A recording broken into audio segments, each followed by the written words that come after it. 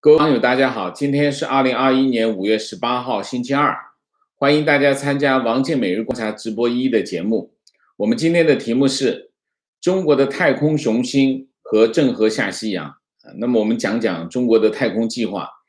今年2021年无疑是中国取得太空探索非常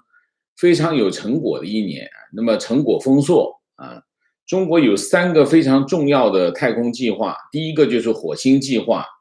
那么中国科研团队根据祝融号火星车发回的遥测信号确认，北京时间5月15号中国首次火星探测任务天问1号着陆巡视器成功着陆火星乌托邦平原南部预着陆点那么预计天问1号将在未来几天释放这个祝融号火星车的各个信号。那么目前只有美国、苏联、欧盟和印度能够将这个航天器送入火星轨道，但是成功着陆的只有美国和中国那么如果这次中国首次探索火星计划就完成了，围绕火星，然后着陆，然后是什么？然后是这个巡视巡测那么3项任务的话，也就是首次，就是第一次探索就实现这3个任务完成这3个目标那么美国国家航空航天局、欧洲太空总署，然后俄罗斯联邦航天局对中国取得的成就表示祝贺那么第一次到火星，围绕火星，然后释放探测号祝融号火星车，然后着陆成功之后呢，然后就开始就到处走走这个就这3个动作这3个动作很重要这是第一个。第二个，太空站空间站。那么中国载人航天工程办公室18号透露，中国空间站天和核心舱近日先后完成交会对接、航天员驻留、机械臂等平台功能测试，以及空间应用项目设备在轨性能检查，各项功能正常，运行状态良好，已经进入交会对接轨道，后续将陆续开展天舟2号货运飞船交会对接的准备工作。那么4月29号，中国在海南文昌用长征5号 B 运载火箭将空间站天和核心舱送入预定轨道，中国空间站轨道组建全面展开那么5月16号，天舟2号货运飞船与长征7号遥3运载火箭组合体转运到发射区大概就是一个这样的，就是说中国在这个空间站这个领域已经开始全面推开了这是第二个。第3个，登月计划登月计划，中国是在2020年12月成功进行了首次月球采样返回任务那么嫦娥5号探测器降落在这个月球上，然后派出一个漫游车挖掘采集了月球表面的许多地点，最后嫦娥5号带回月球的岩石返回地球，那么这是40年来首次那么2020年11月24号起嫦娥5号探测器经历了发射入轨地月转移、近月制动、环月飞行、着陆下降、月面工作、月面上升、交会对接、样品转移、环月、等待、月地转移、再回收11个阶段那么最后带回来多少呢？带回来了1731克月球样本带回地球，首次实现了这个采样返回中国成为世界上第3个从月球取回样品的国家。这个毫无疑问，中国凭借这3个成就，成为全世界太空超级大国啊。中国取得这个成功这个探月太空计划的成功，有2个原因第一个原因，目标明确，持续不断的投入那么长期以来，中国航天事业方向统一，目标明确。那么，你比如说每5年制定一个任务规划那么同时一步一步的去推动它的这个航天计划你比如说嫦娥5号，嫦娥5号用了10年时间，10年的时间来发展建设，有3000个单位，50万科研人员参与这个项目这是嫦娥5号。北斗系统，北斗卫星导航系统用了26年的投资建设，有分8大系统，400多个单位，30万人投入参加这个研制的工作，这是北斗。载人航天工程用了30年的时间进行研究建设，全国专门的科研院所有110多家，有3000多个单位协作，40万科研人员参与所以这个级别的投入绝对不是用钱能够衡量得了这个级别的投入就是非常大规模、非常高强度的投入，集中投入，而且是持续了这么多年30-40年下来所以这是第一个，目标明确，然后持续不断的投入，这是第一。第二，准军事化管理那么整个的航天事业核心就是一套几十年建立起来的军工体系那么军工体系这个特点是什么？第一，队伍庞大；第二，制程体系；第三，目标单一；第四，资源集中那么中国用这套系统完成了很多跨越，比如说核武器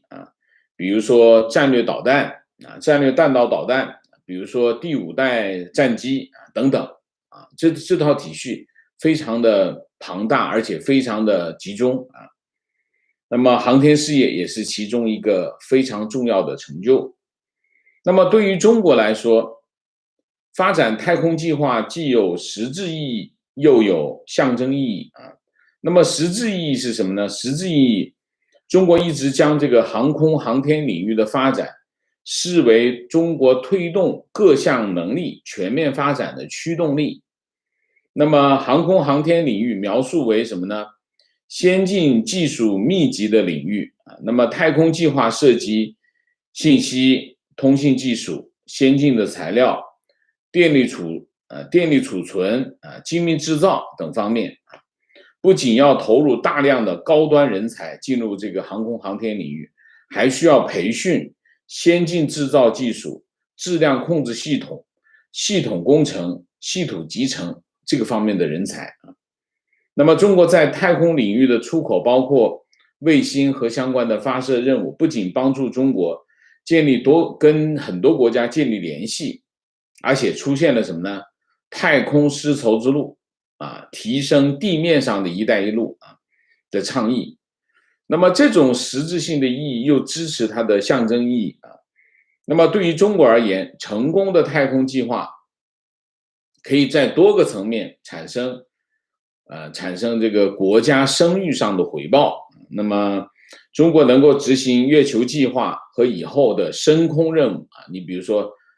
探索火星就是深空任务那么外界可以合理的认为它的产品质量是可靠的，能够满足航天飞行的严苛的要求那么它还向人们展示了中国是高科技强国，是美国、俄罗斯、欧盟真正的竞争对手那么中国的太空资产包括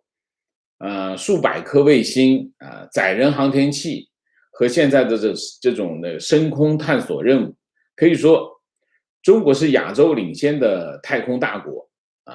在和日本和印度的竞争当中取得了非常明确的领先地位拿到月球样本登陆火星这登陆火星探测，建立自己的太空站啊，那么有助于提高中国大国崛起的形象，同时也能证明中国制度的优胜。这就像当年这个美苏太空竞争的这个战略目标是一样的。总之，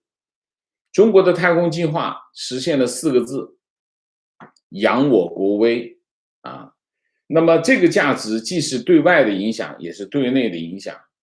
对外叫什么？对外叫万国来朝，对内叫万众归心啊。那么从这个角度来说，我们看中国的太空雄心，很像什么？很像当年的郑和下西洋啊。郑和下西洋我们要讲一下啊，郑和下西洋是在当时的历史时期啊，是非常重要的，也是非常罕见的一个创举啊。他在当时的一个这样的条件下，做一个这样的动作啊，非常厉害啊，非常牛啊。我们就来讲讲郑和下西洋。郑和下西洋是谁干的？明成祖朱棣啊，那么永乐朝啊，永乐皇帝啊，永乐皇帝是明朝的第3个皇帝啊，那么总共有22年，他在朝是22年。那么永乐期间呢，明朝这个国势强盛，经济发达，然后史称永乐盛世啊。那么明成祖原来是燕王，建文4年，他就去这个讨伐皇帝，当时的建文皇帝夺了建文皇帝他侄子的皇位，改建文4年为洪武35年，第2年改朝改国号为永乐啊。那么永乐3年，就是他这个夺取皇位的第4年，他就派遣中官郑和出使西洋诸国啊。中官就是宦官啊，就是太监。那么郑和7下西洋，他基本上是从1405年到1433年期间啊，7次连续的大规模的远洋航海，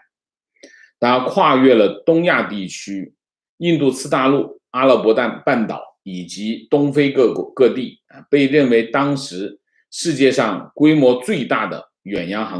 航海项目啊。那么从1405年，就是永乐3年到1433年，这个航海的这个船队240多艘海船啊，当时的宝船非常的大啊，有27400名船员啊，遍访30多个西太平洋和印度洋的国家和地区。那么这个时间是什么呢？这个时间是迪亚士发现好望角前70年，是哥伦布发现美洲大陆的前80年。那么总航行7万多海里啊，长度相当于地球圆周的3倍多啊。他去了哪些地方呢？郑和的船队航海到东海、南海、泰国湾，绕过这个马六甲海峡，进入安达曼海、孟加拉湾，再绕过整个南印度到阿拉伯海、波斯湾，从亚丁湾进入红海，到东非、马达加斯加北部甚至更远的海域，到达沿海30多个国家和岛屿。东南亚包括什么呢？爪哇、苏门答腊、苏禄、彭亨、真腊、暹罗就泰国。印度包括里古邦格拉、阿拉伯半岛阿丹、天方、佐法尔、呼鲁莫斯。东非是穆古都数、莫桑比克拉港啊。那么郑和7下西洋，其中有6次是在永乐帝永乐期间是1402年到1424年，第7次是宣德年间。那么前面3次最远到达的是印度第4次是到了霍尔木兹海峡，最后一次到了阿拉伯半岛和东非肯尼亚那么在7下西洋之前，郑和在永乐元年，就是当年就是永乐帝改国号的第1年出使暹罗就是泰国，后来在永乐2年出使日本10万兵带了10万兵出使日本。那么郑和呢，他本姓马那么小字三宝就是三宝太监，就这么来云南昆阳人郑和呢，其实如果从种族来说，他不算中国人，他的6世祖来自于这个中亚的色目贵族，是布哈拉国王穆罕默德的后裔他的6世祖曾经做过云南的这个平章，云南行省的平章，就是元朝的时候，然后追封为咸阳王。马姓呢是怎么来的？马姓就是穆罕默德的谐音那么洪武13年，明朝这个1381年，明朝军队进攻云南当时马三宝10岁被抓入明军队的大营，阉割成为太监，后来送到了朱棣的燕王府靖难之变就是朱棣举兵造反的那一年，马三宝呢为这个朱棣立下了这个军功，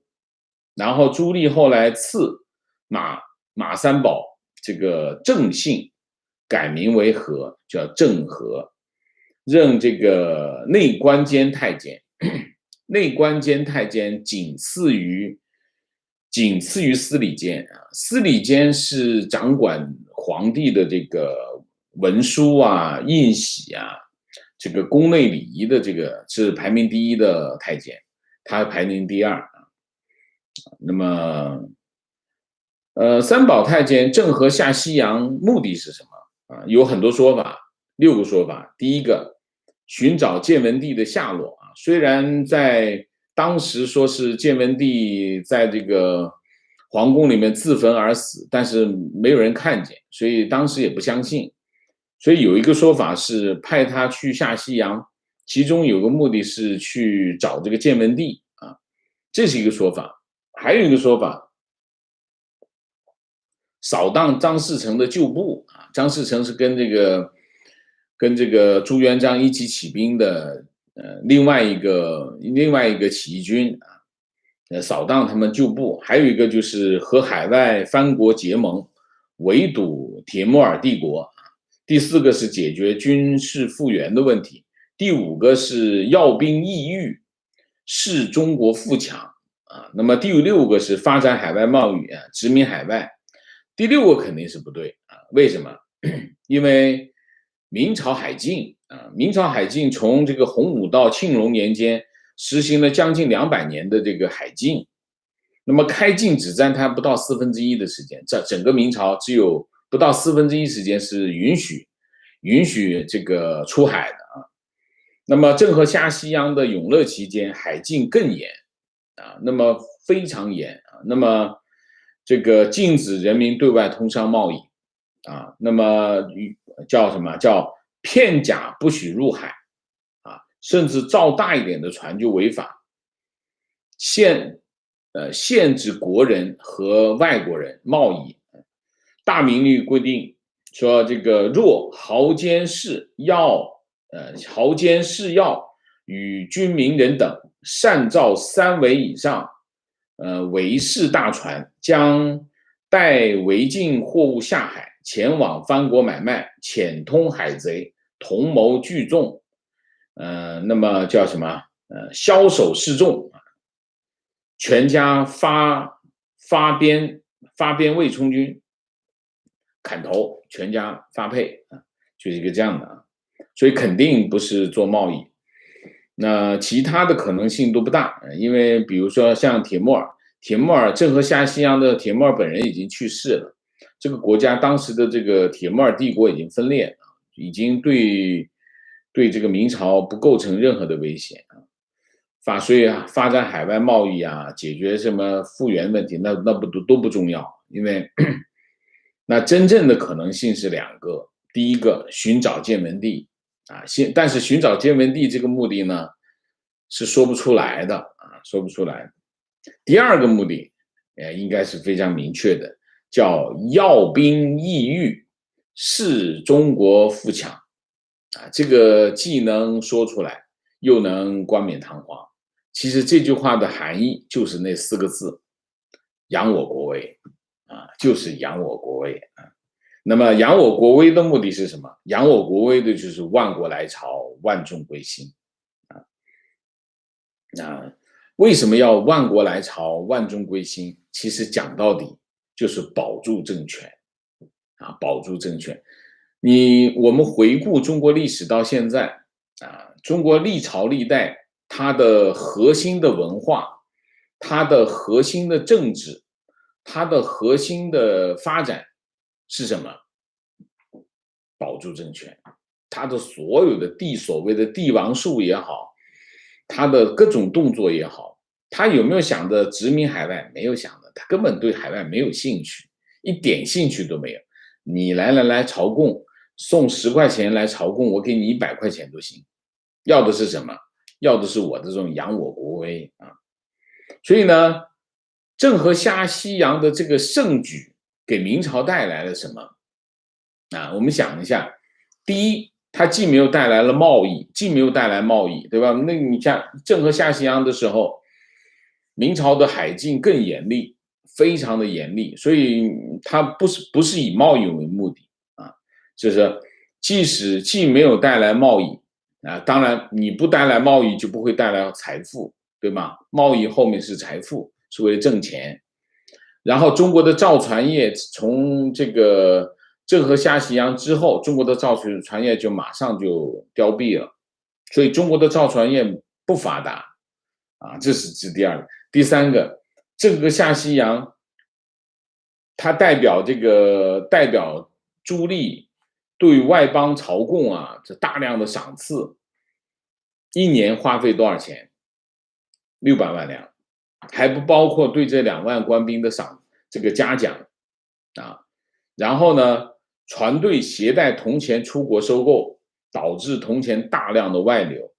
造成国内钱荒严重消耗了国库，引起了钱币的贬值本来呢，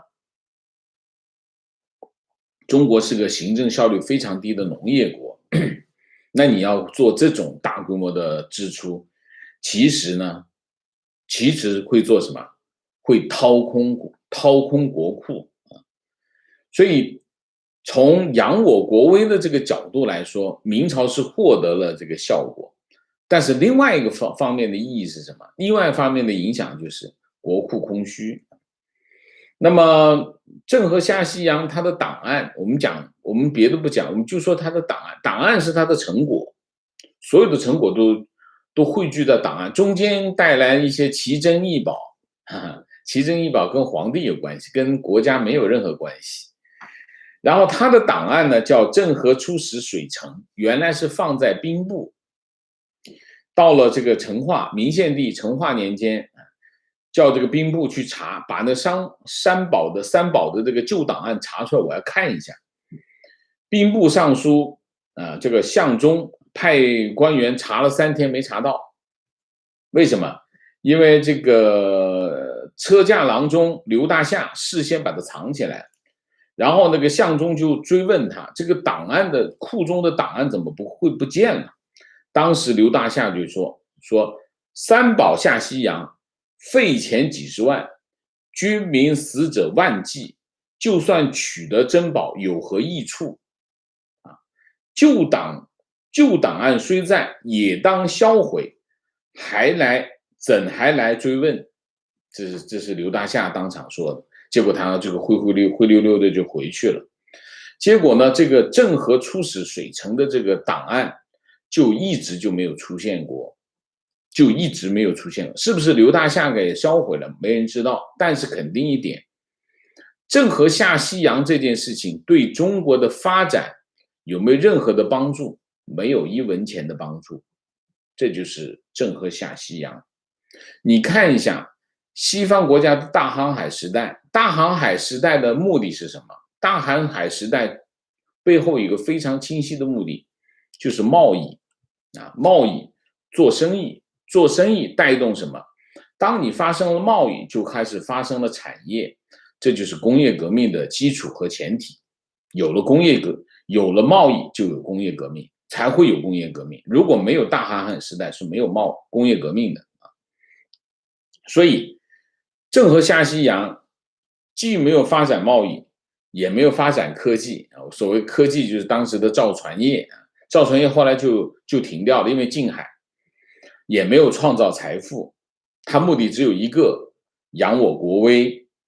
但是到最后，这扬我国威连档案都找不到了，这就是中国的这就是郑和下西洋的结果啊，连档案都没有留下来。中国的太空雄心也是扬我国威，扬我国威有没有解决中国的发动机的问题？没有啊，中国的发动机问题，不要小看这个发动机问题，中国的飞机啊，中国的战机，中国的军舰，这些所有的这些非常重要的武器装备，他们的有一个重要的心脏没有解决，所以中国自己没有办法去生产它的发动机。中国的太空计划有没有帮助中国解决发动机的问题？没有。中国的太空计划有没有帮助中国解决芯片问题？没有。中国的太空计划有没有帮助中国解决疫苗问题？没有。有没有帮助中国建立一个完善的太空产业？没有。中国只有一个吃皇粮的军工体系。那么真正的现实是什么？真正的现实就是中国还有6亿人一个月的收入不到1000块钱，中国的初中生只有不到一半的人能够升读高中，中国还有大量的在医院里没有办法继续治疗的人，把孩子带回家的那些惨剧。中国现在其实还是存在普遍的贫困的现象，但是中国为了扬我国威，花大笔的经费，我刚才讲这么多的人投入到什么？投入到中国的太空计划，它会给中国带来什么？给中国带来一样东西，什么东西？保住政权，万国来朝，万众归心，目的只有一个，保住政权。这件事情和中国历朝历代的封建王朝做的事情没有任何的区别。重要的是什么？重要的是人心，把这个心通过这太空计划拿住老百姓的心，对国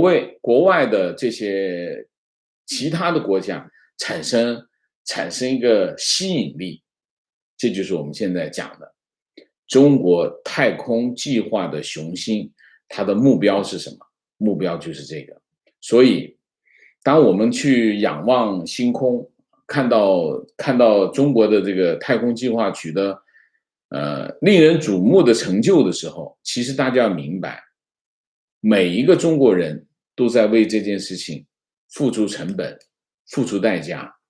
中国人在为这个付出代价的时候，一定要想一想，跟你有什么关系，好不好？那我们今天的主题就讲到这里，我们就下面就进入互动。进入互动之前，请大家点赞请新来的网友订阅，请大家加入我们的会员，支持我们做更好的节目。那么进入互动之后呢，请大家不要聊天4个情况、观点、情绪、问题好，明谢 Helen 谢谢，墨鱼刺谢谢，米卡卡谢谢 OK。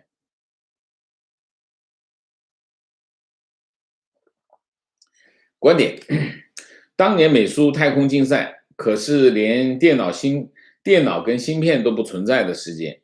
一切的轨道计算都是人脑在算，登陆艇也都是人在操作，纯粹的意志力跟执行力，跟当今全部都自动化的电脑登陆艇根本是完全不同的层次。中共真的想吹，就不要用任何的半导体登月试试，好吧？观点，集中力量确实能办成大事，但是为了满足习一尊的虚荣心，满足大国崛起的虚荣心，集中韭菜的纳税钱办大事。情况，中国和美国不同，由于第一次发射火星探测器，目前在环绕火星轨道只有一颗轨道器用来做通信中继，而轨道器只有飞经着陆器上空时，才能有机会与火星车通讯。受限于通信功率和天线增益数据传输带宽非常有限，要传输大量图像和视频需要时间。目前，中国只是根据即时回传的小数据量测控数据判断火星车成功着陆，视频可以再等等。OK， 观点：上个世纪60年代，12个月美国人登月，可见太空技术无需最先进的芯片技术。OK， 情绪：看着电视上中国的空间站和火星探测，再看看我家的情况，快70的妈妈要早上5点起床，坐地铁去照顾90岁的老外婆，我突然明白了什么叫做集中力量办大事。情绪：这个庞大的系统应该有一个很大一部分偷窃部门。我算是一个航空航天系统的子弟了啊。我对这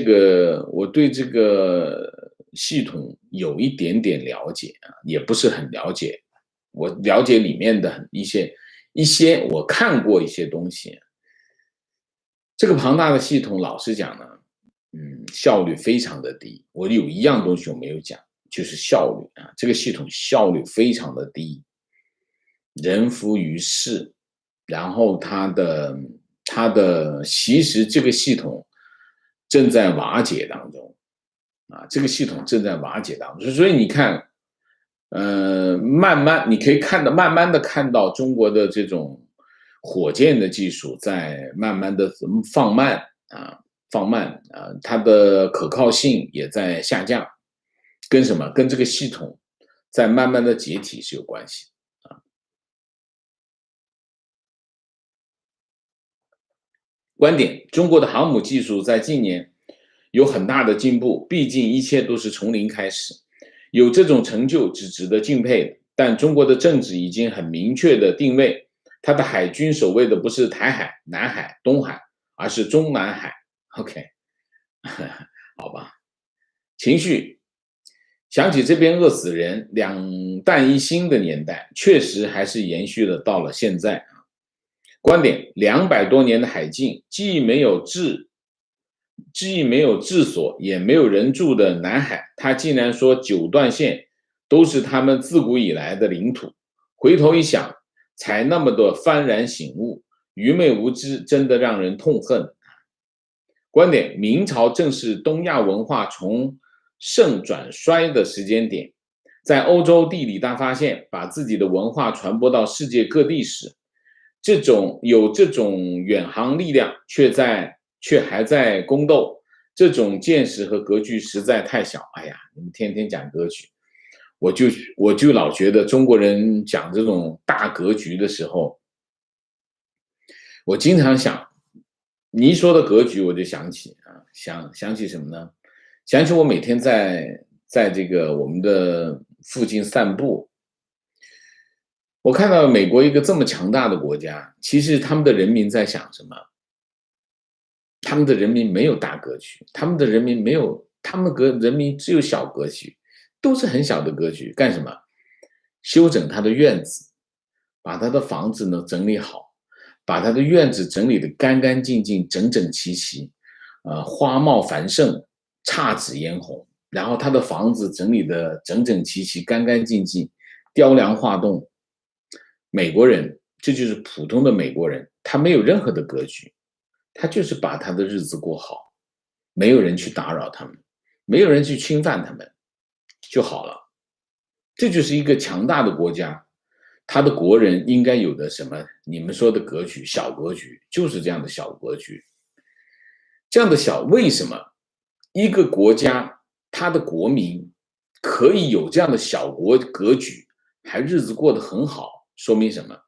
说明这才是强大的国家啊！观点：郑和下西洋还有一个目的，就是在外交上围堵铁木尔汗国。当时铁木尔的皇帝，巴耶赛特一世确有准备进攻明朝，但是在半道上就驾崩了。我看过一些资料啊，这个也许说顺带做一下这个事情，但肯定不是主要。为什么？郑和下西洋的时候，他已经死了，所以他如果目的是这个目的的话，他这个目标已经没有，而且那个铁木尔汗国已经分裂了，所以我不觉得是这个理由啊。情况观点，所谓大格局只是讲理，讲不过你的时候逃避的说辞而已。OK， 观点，昨天看到一篇文章讲养老院70多岁的护工把80多岁的老人绑在床上，老人挣脱出意外致死，实在令人唏嘘。70多岁的护工，80多岁的老人都是应该受到照顾的弱势，陷入这样的困境，很无奈。中共的野心没有，中共的野心下没有对他们的怜悯。你想一下，中国有多少人需要照顾？你去看看中国的社会，那些马路上捡垃圾的老人，你看看那些医院里啊，就是最后放弃治疗没有钱放弃治疗把孩子带回家等死的这些病人，多少这些人间悲剧。我不知道中国发展这种太空雄心是在什么前提下去实现啊？提问：心仪的一个中国朋友很早就已经换澳洲籍了，最近他恨不得马上换回中国护照。在他眼里，中国什么都是那么美好，看中国以外的国家什么都那么烂。多年前他也奔着西方的自由民主而移民，如今变成这样，请问王老师怎么看海外华人的这些现象？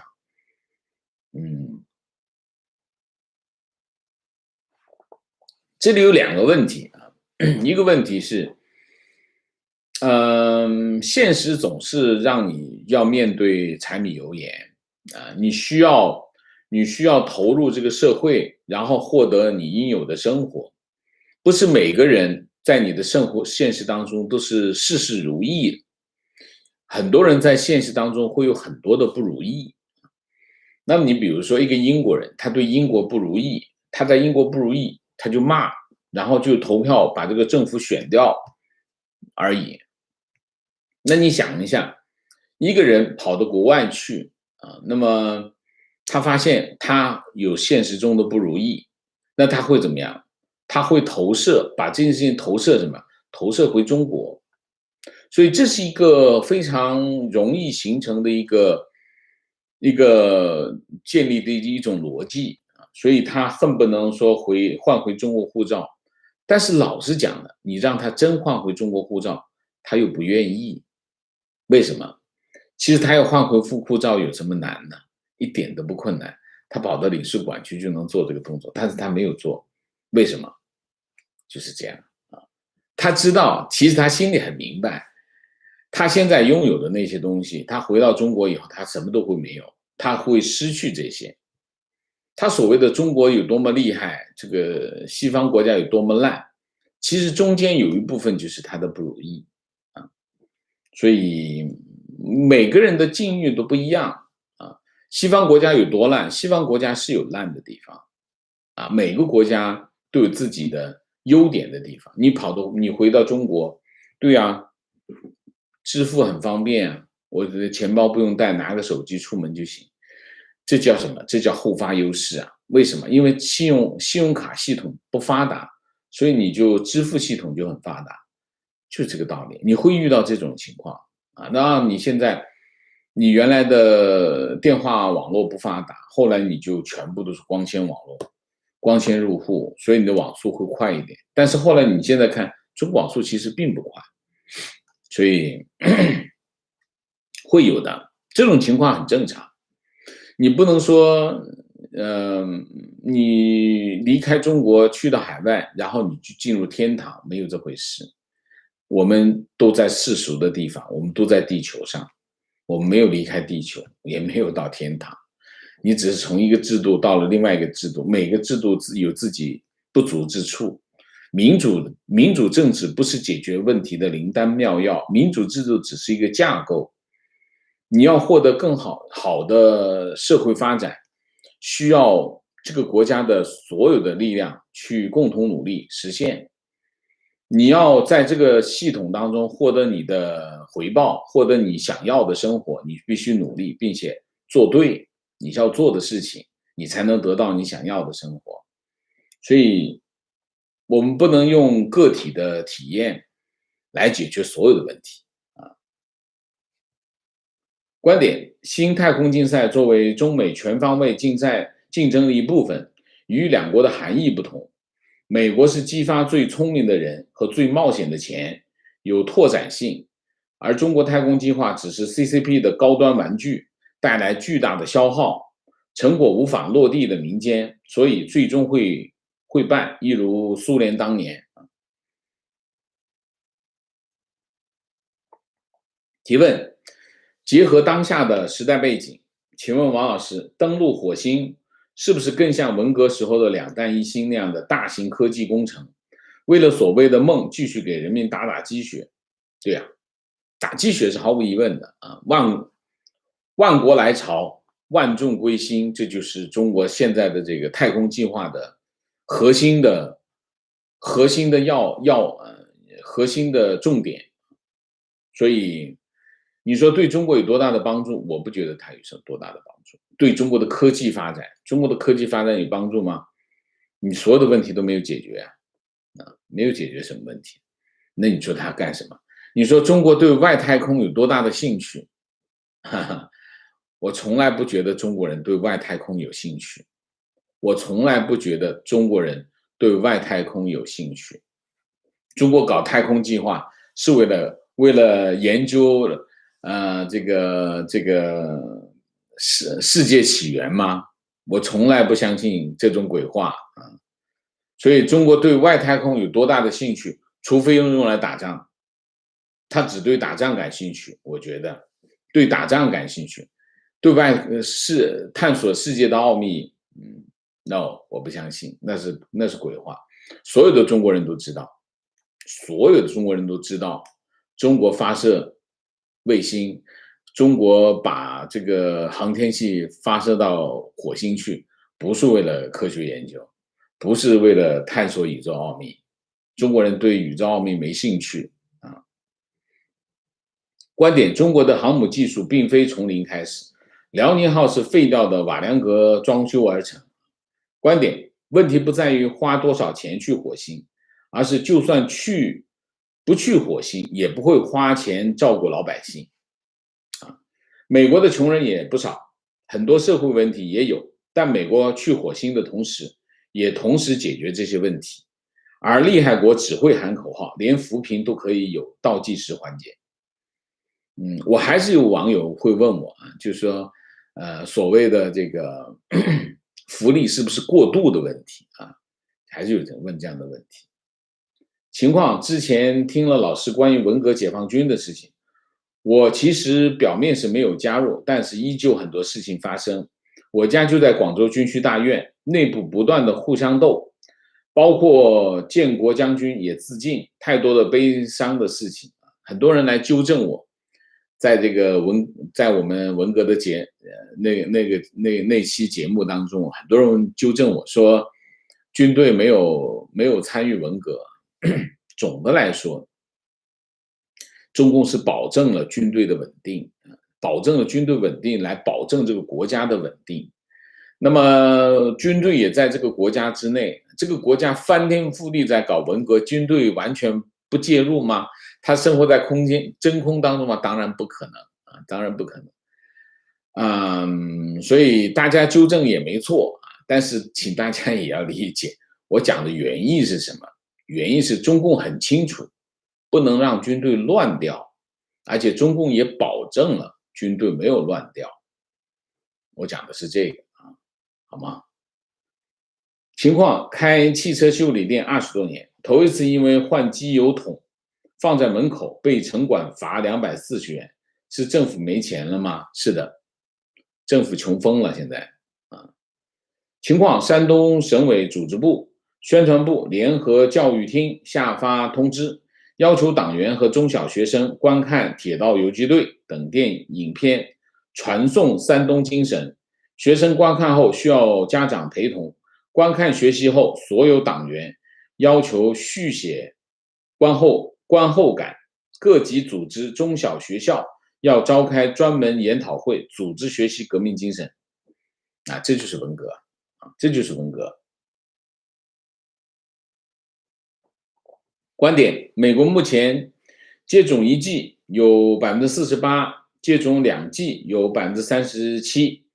虽然 CDC 说完全接种的在室内可以不戴口罩，不过根据民调，25%的美国人表示不会打，而这些人很多也是反对戴口罩。听了几个医生的意见，也都认为在公共场合还是应该戴口罩。加拿大这边目前认为要70%以上，至少接种1剂才能完全开放。25%的人不会打，是吗？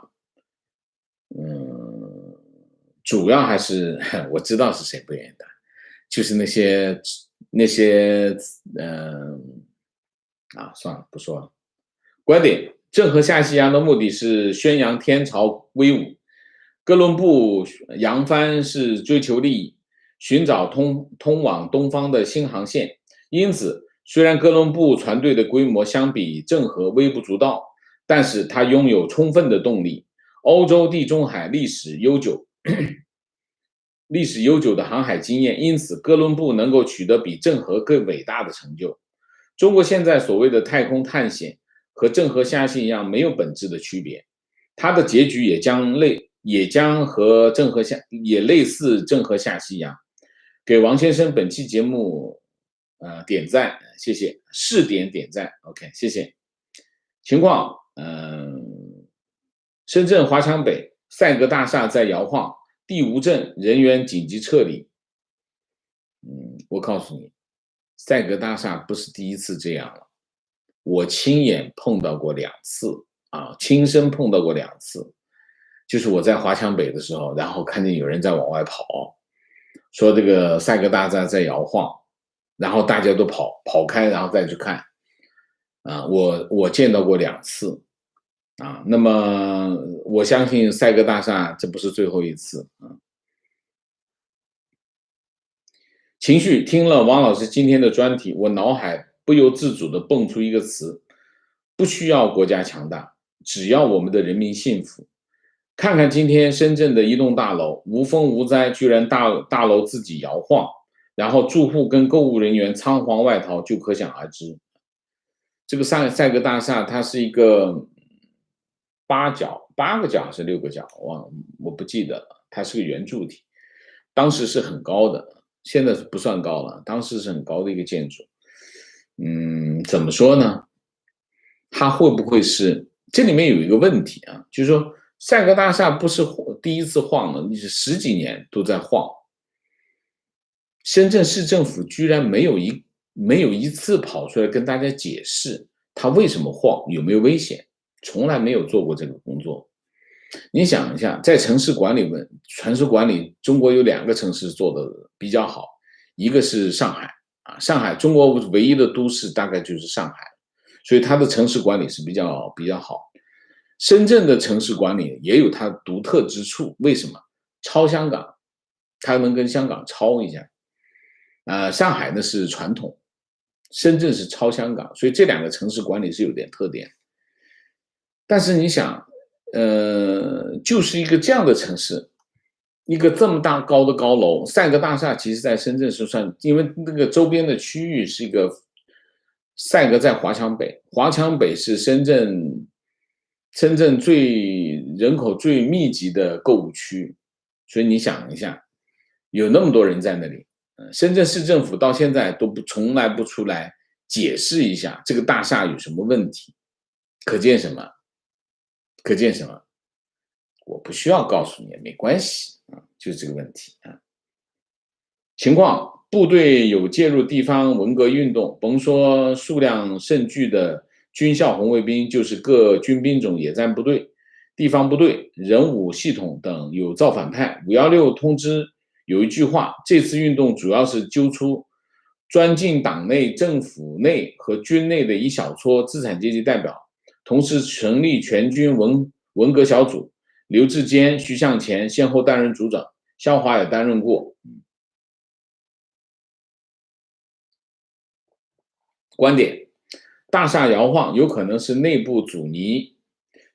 器设计不良，或者是品质的问题。理论上来说，所有的大厦，我非常粗浅的认识啊，所有的高层建筑，它都不是刚性的，它是有弹性的啊，弹性的，保持它的弹性，因为它会遇到风啊，这个风对大厦对一个建筑物的影响是非常的大，它会有风阻，那么它会根据这个风来进行调试它的位置。但是呢，大厦有不同的建筑方式，它的这个弹性的强度也不一样。那么会不会出现这个刚才这个网友说的这个内部的阻尼器？这个阻尼器什么意思呢？它中间有一个装置，这个装置呢是保持这个大厦弹性和重心的一个这样的装置，叫阻尼器。那么会不会有这样的问题？我不知道啊，这个深圳市政府应该出来讲话。情况：美国的太空计划，政府只是管理，所有的硬件都是私人公司制造。计划完成后，私企就用太空计划研制出来的新的科技来做民用产品，提高人民生活水平。中国呢，中国有一个很独特的现象，就是军工系统啊，军工系统是一个封闭的体系。这个封闭的体系基本上就是，当然，这个军工系统它一开始有它存在的原因，因为中国的产业落后，那么集中力量办大事，办大事就建立一个军工体系，在这个军工体系之下，能够集中资源、集中人才、集中需要的各个条件，来完成他想要做的事情。集中力量办大事，其实军工体系是个核心的代表。但是中国的军工体系慢慢的变成什么呢？慢慢的变成了一个既得利益者，就是它垄断了这些军工产品的研制、开发和制造，它基本上就垄断了。做飞机、做大炮、做武器装备，包括航空航天，全部都是军工系统垄断。它垄断呢，它就慢慢形成跟外界的隔离，隔离到什么地步呢？隔离到他啥都自己干，他自己干有好处，他能养人，他还能有成果，他还能够什么呢？他能够挣钱。你比如说，你有些仪表、仪器仪表、仪器仪表，我们在外面卖几百块钱一个仪器仪表，他内部自己做一个卖几万块钱，可以几万块钱，他可以这种情况。那么后来慢慢的呢，发现这个情况不行，这样搞下去，你这个军工系统有没有帮助中国的产业推进中国的产业发展？没有，它不仅没有，它还拖累中国的产业发展。为什么？它拿了大量的资源走，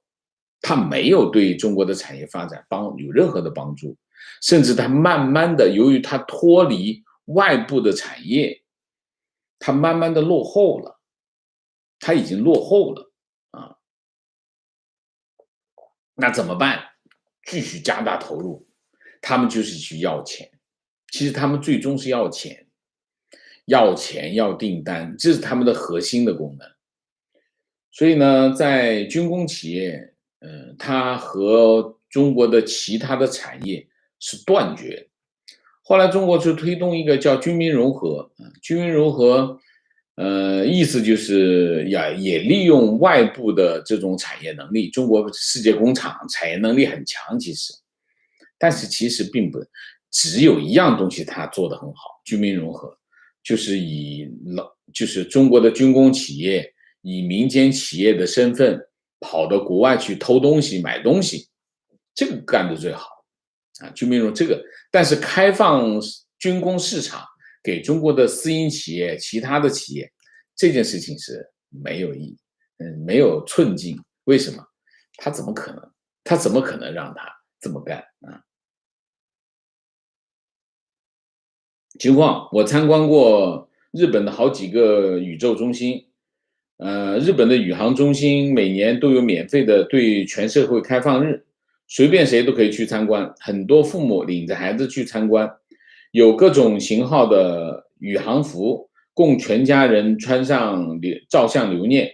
宇航中心的科学家亲自接待来参观的大人小孩，给讲解宇宙探测器、火箭助推器等宇航知识，还领着孩子动手做简易的能飞几米的玩具小火箭。日本有很多的宇航部件都是委托个人小工厂加工的，感觉整个宇航事业和民间结合的非常的紧密。是的，美国当然也一样，你比如说 NASA 美国太空总署就委托这个 X Space 去做这个太空发射啊，它委托很多外部的，美国的很多的宇航的技术马上就变成了民间应用的技术，所以而且它还用很多，它不行就 outsource 嘛，就让民间去做嘛，所以这个跟中国完全不一样。所以中国呢，中国的这个军工体系这件事情，其实非常具有什么呢？中国特色。中国的产业很多是这样，你比如说像那个瓷器厉害吧？中国的官窑，官窑是什么？官窑就是皇帝派一个官跑到景德镇去，啊，自己开几口窑，烧最好的陶瓷送给皇帝。这就是中国，你看中国的军工系统是有传统的啊，官窑就是军工系统的这种传统的表现一样的，最终表现就是我自己来干。那这不江南制造局，就我自己来干，他不会用民间的力量去做这件事情啊。所以军工体系观点，军工会抢夺最先进的科技据为己有，然后要资源生产，强行摊派，然后不思进取，让自己的变得落后，然后再去夺新的技术。情况，深圳很多房子都是海沙建，使用寿命也就20-30年，是这样。海沙房啊，这个是很大影响。好，那我们今天的节目就到这里，感谢大家的参与，我们下个节目再见。再见之前，请大家点赞，请新来的网友订阅，请大家加入我们的会员，支持我们做更好的节目，做更好的自己。谢谢大家，谢谢。